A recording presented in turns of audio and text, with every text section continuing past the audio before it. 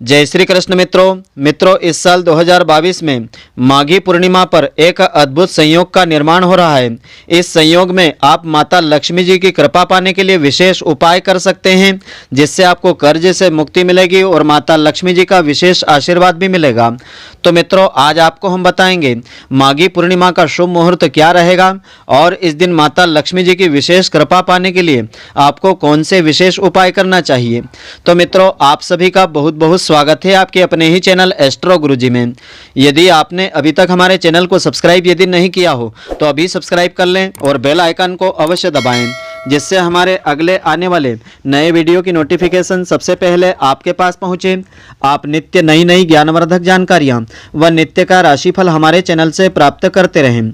तो सनातन धर्म में पूर्णिमा का वर्षों से अपना अलग ही महत्व रहा है। इस दिन चंद्रमा अपनी पूर्ण अवस्था में होता है और यह मान्यता है कि इस दिन पूजा आराधना करने से, विशेष उपाय करने से मनोकामनाएं पूर्ण होती है। इस दिन पूजा और व्रत का शुरू से ही विशेष महत्व रहा है। धार्मिक मान्यताएं ऐसी है कि पूर्णिमा के दिन देवी देवता धरती पर आते हैं। ऐसे में इस दिन पूजा पाठ करने से विशेष फलों की प्राप्ति होती है। तो आपको हम बता दें कि हर माह के आखिरी दिन को पूर्णिमा रहती है। हर माह की पूर्णिमा का अपना अलग ही महत्व होता है। ऐसे में इस माह माघ माह में पड़ने वाली पूर्णिमा को माघी पूर्णिमा या माघ पूर्णिमा कहा जाता है। इस दिन स्नान दान आदि का खास महत्व होता है। तो आपको हम बता दें कि इस साल माघ माह की पूर्णिमा 16 फरवरी 2022 बुधवार के दिन रहेगी। ज्योतिष शास्त्र के अनुसार इस बार माघ पूर्णिमा पर एक खास संयोग का निर्माण हो रहा है। अगर इस दिन विशेष उपाय किए जाएं तो माता लक्ष्मी जी की विशेष कृपा भी मिलती है। तो इस दिन स्नान का शुभ मुहूर्त इस प्रकार से रहेगा, पूर्णिमा का मुहूर्त इस प्रकार से रहेगा।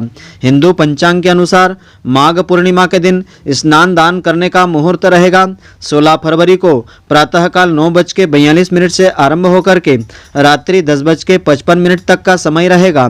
स्नान के बाद दान करना खास फलदायी होता है। ज्योतिष शास्त्र के अनुसार माघ पूर्णिमा को कर्क राशि में चंद्रमा और आश्लेषा नक्षत्र की युति होने से शोभन नाम का शुभ योग बन रहा है। यह योग काफी शुभ योग माना गया है। इस दिन ही दोपहर को 12:35 से 1:59 तक राहु काल रहता है। इस वक्त में शुभ कार्य संपन्न नहीं करना चाहिए। हालांकि बाकी दिन काफी शुभ होता है। कुछ उपाय किए जाए तो इस दिन लाभकारी हो सकते हैं। तो आइए अब हम जानते हैं इस दिन आप कौन कौन से विशेष उपाय कर सकते हैं, जिससे कि आपको अन्न धन की कमी नहीं हो और माता लक्ष्मी जी का आशीर्वाद भी आपको मिलता रहे। तो अगर आपको मानसिक शांति पाना है तो पूर्णिमा के दिन चंद्रोदय के समय कच्चे दूध में चीनी चावल डाल करके ओम श्राम श्रीम श्रोम सह चंद्रमसे नमः या ओम एम क्लीम सोमाय नमः इस मंत्र का जाप करते हुए चंद्र देवता को अर्घ्य देना चाहिए। इन मंत्रों का उच्चारण आप नहीं कर सकते हैं तो आप केवल ओम सोमाय नमः इस मंत्र का भी जाप कर सकते हैं। तो माना जाता है कि अगर आप आर्थिक तंगी से ज़्यादा ही परेशान हैं और इससे मुक्ति पाना चाहते हैं तो इस दिन माता लक्ष्मी जी को 11 कोड़ियाँ अर्पित करें। इन कोड़ियों पर हल्दी से तिलक करके पूजा करें और अगले दिन इनको एक लाल वस्त्र में बांध करके वहाँ पर आपको रखना चाहिए जहाँ पर आपकी तिजोरी हो या जहाँ पर आप पैसे आदि रखते हों। और माघ पूर्णिमा के दिन माता लक्ष्मी जी को खीर का भोग अवश्य लगावें। पूजा के पश्चात मंत्रों का जाप आदि करें। कनकधारा स्तोत्र का पाठ आप कर सकते हैं या माता लक्ष्मी जी के नाम मंत्रों का अधिक से अधिक संख्या में जाप कर सकते हैं। इसके साथ ही तुलसी जी के पास शुद्ध घी का दिया जलावें। तो शास्त्रों के अनुसार इस दिन पीपल के वृक्ष में माता लक्ष्मी जी का आगमन होता है। ऐसे में स्नान करके प्रातःकाल पीपल पर जल चढ़ाना चाहिए और पीपल वृक्ष की पूजा करना चाहिए। यथाशक्ति परिक्रमा करना चाहिए। इससे माता लक्ष्मी जी सभी दुख कष्टों को दूर करती है और माता लक्ष्मी जी का विशेष आशीर्वाद भी मिलता है। और पूर्णिमा की रात्रि को माता लक्ष्मी जी के आगमन के लिए पूर्णिमा के प्रातःकाल सुबह तुलसी को भोग दीपक जल अवश्य अर्पित करना चाहिए और माता लक्ष्मी जी की पूजा आराधना भी आपको करना चाहिए। इससे देवी लक्ष्मी जी की विशेष कृपा मिलती है। और माघी पूर्णिमा पर व्रत रखने से और भगवान सत्यनारायण भगवान की कथा का आयोजन करने से, कथा का पाठ करने से अथवा सुनने से घर और परिवार में सुख शांति सदैव बनी रहती है। पूर्णिमा की रात्रि को चंद्रमा की पूजा करने से चंद्र का दोष दूर हो जाता है। कुंडली में चंद्रमा का दोष दूर होता है। इस रात धन एवं वैभव की देवी माता लक्ष्मी जी की विशेष पूजा करने से अनंत गुना फलों की प्राप्ति होती है। माता लक्ष्मी जी को प्रसन्न करने के लिए इस रात्रि में अपने घर और पूजा स्थल को साफ आपको रखना चाहिए। माता लक्ष्मी जी की प्रिय वस्तुओं का भोग उनको अर्पित करना चाहिए।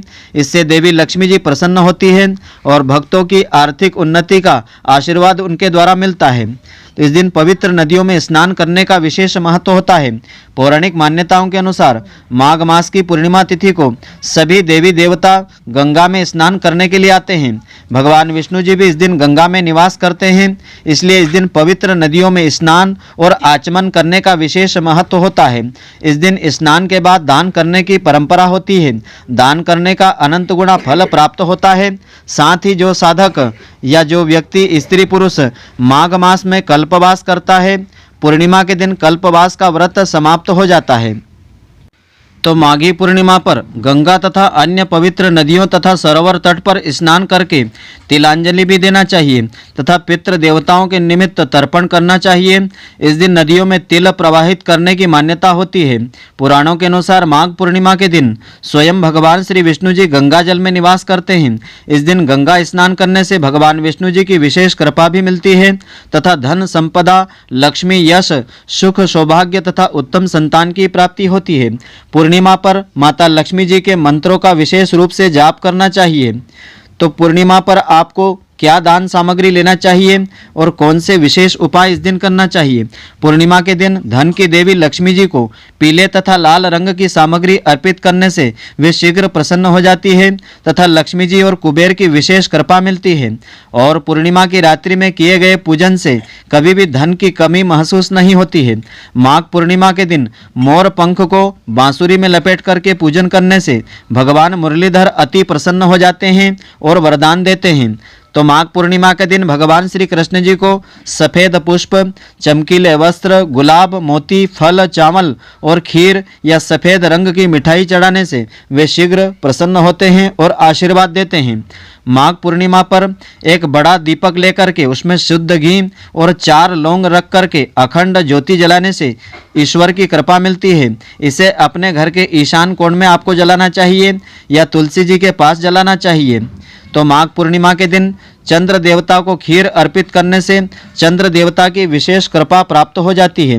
पूर्णिमा के दिन तुलसी के पौधे की आराधना करने से देवी लक्ष्मी जी शीघ्र प्रसन्न हो जाती है।